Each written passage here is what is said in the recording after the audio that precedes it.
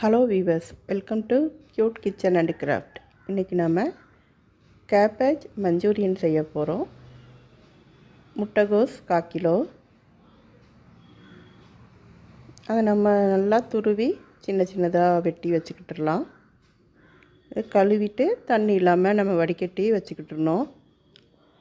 இதுக்கு தேவையான பொருட்கள்: கார்ன்ஃப்ளவர் மாவு 2 ஸ்பூன், மைதா மாவு 2 ஸ்பூன், கடல மாவு 2 ஸ்பூன்,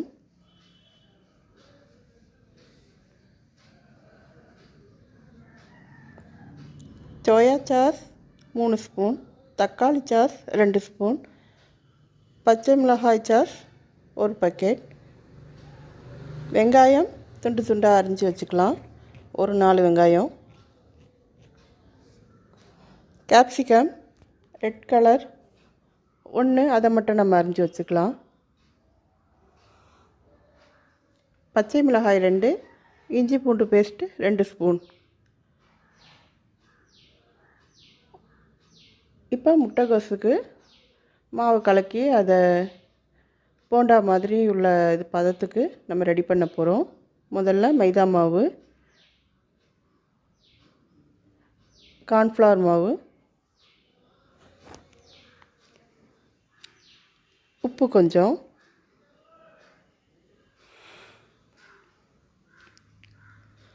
சோயா சாஸ் எடுத்து வச்சுருக்கிறதுல 2 ஸ்பூன் மட்டும் மாவில் சேர்க்க. அப்புறம் நம்ம மஞ்சூரியன் செய்யும்போது சோயா சாஸ் சேர்த்துக்கணும்.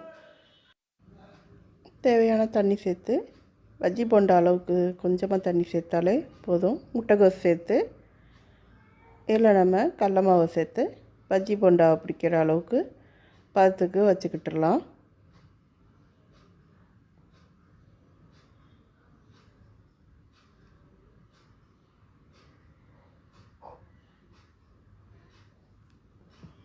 கடல மாவையும் சேர்த்தாச்சு.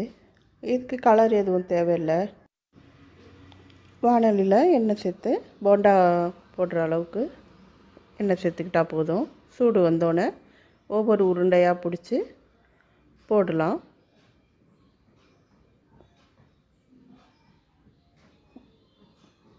இதை வடை அளவுக்கு கொஞ்சம் வேக வச்சு எடுத்துடணும்.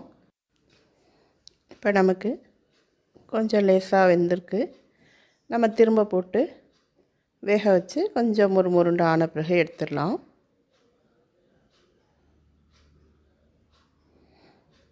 முறுமுருண்டு ஆயிடுச்சு. இப்போ எடுத்துருவோம்.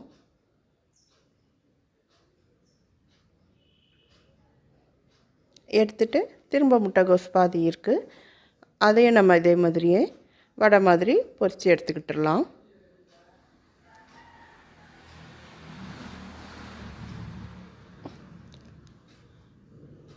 இதை நம்ம எல்லாம் ரெடி பண்ணி எடுத்துகிட்டு இப்போ மஞ்சூரியன் செய்கிறதுக்கு ரெடி பண்ணலாம். முட்டைகோஸ் பஜ்ஜி ரெடி ஆயிடுச்சு. இப்போ வானலியில் எண்ணெய் 2 ஸ்பூன் சேர்த்து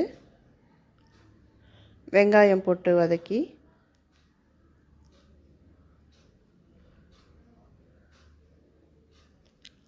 அதோட பச்சை மிளகாய் சேர்த்துக்கலாம்.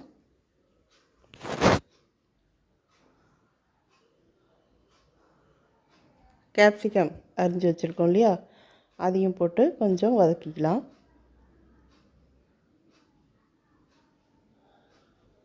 அப்புறம் இஞ்சி பூண்டு பேஸ்ட்டு இதில் சேர்த்துக்கிட்டுலாம்.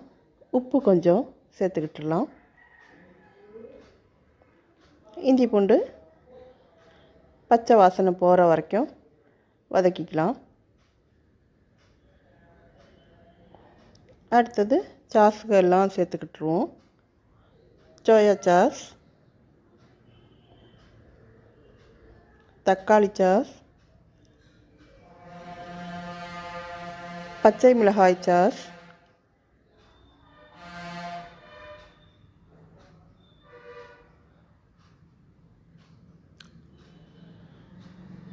இதையெல்லாம் கொஞ்சம் சேர்த்து கொதிக்க விடலாம். இதுக்கு நம்ம தண்ணி சேர்க்கணும் கொஞ்சம்.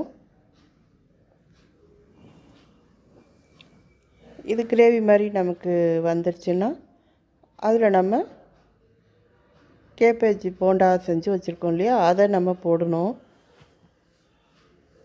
தேவையான அளவு தண்ணி சேர்த்துக்கலாம்.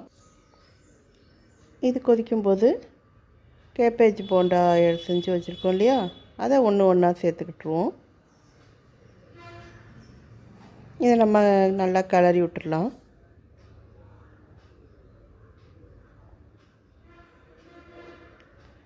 இது நல்லா கொதிக்க கொதிக்க நமக்கு அந்த போண்டாவில் இந்த சாஸோட இது எல்லாம் ஏறிக்கிட்டுரும். சாப்பிட டேஸ்ட்டாக புது சுவையோட கேபேஜ் மஞ்சூரியன் கிடைக்கும். புதுசான டிஷ் தான், ட்ரை பண்ணி பாருங்கள். சப்ஸ்கிரைப் பண்ணுங்கள், சப்ஸ்கிரைப் பண்ணிவிட்டு பாருங்கள். தேங்க்யூ ஃபார் வாட்சிங்.